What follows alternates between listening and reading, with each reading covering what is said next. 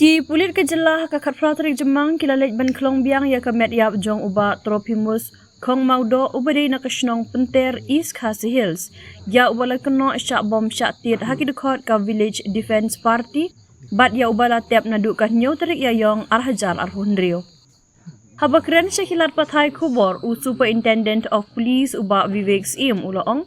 ba ka jingklong ya ka metiap kala kham slam namar ka jinglong jingman jong ka suin beneng Hak jing shisha ya kamet yap la dei ban khlong na du ka sngi tho ding balala Henry namar ka jing pun thot ki bor ka maryang la haban khlong no menta ka sngi ong uba vive ubala benrap baya ka post mortem la le hakane hi ka jaka ban lap la usha pniam ne uyap hi daki wei par ki daw Ula ong bakisin jam ki bakham bnya kat kum ka an ki shong ha ki jinglam. Hadien kata ngin sa shim ya karai, langin le sha ka ying ka shari ban pendam no ya ka jing shim jamin jong ki briu ki basha ka no don kti, bat hadien ban penlong ka jingkem ula ong. Hoot kamen kalap ut bahan amar la tep na du ka nyau terik ya yong. Henry, tongin kermen bangin lap ksai halor ka daw jong ka jingyap ula ong. Ki pulir kila pentikna ba kaladon ke jingya khenat ha ka ying jong ni ulanot ka balam sha ka jingwan tuklar ki dekhot ka VDP ka jing tok kiet kadang ya sha khmat ban pentikna la kaladon ne em ka jing thombor dakir khot ka VDP hooj ka long ka bishisha ba kaladon ka jing ta kti na mar ka jing mi jong ka jingya nia ka balaja ha ka te ka ying ha ka ba ki VDP bat urang ba shnong ki la hab ban wan tuklar ong SP Henry ban pentikna la katei ka jingwan thombor ka dei ka daw jong ka jingyam ne ka dei ka jingle dala dehi ne na ki wei pat ki daw kani kan pau shai hadien balayo ya ka kaiphod na ka jingle postmortem ula benram uba Vivek ula ong baki pulit kedang khmi bnya ya baro ki sakhi satar halor kani ka jingja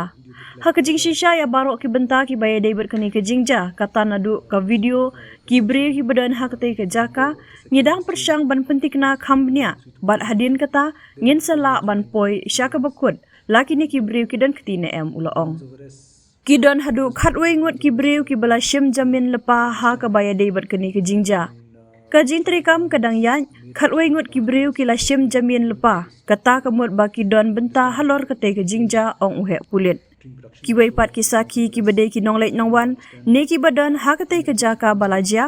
ngidang persyang ban pentikna ya kata namar ki la kelalong ki sakhi balai lot halor kani ki jingja benrap USP The body was supposed to be exhumed on Friday, but due to inclement weather, the body was exhumed today. Postmortem was done on the spot. We will await the report, the postmortem report, to ascertain whether the person was murdered or whether it was or whether he died from a natural cause. Thereafter, we will take a call whether we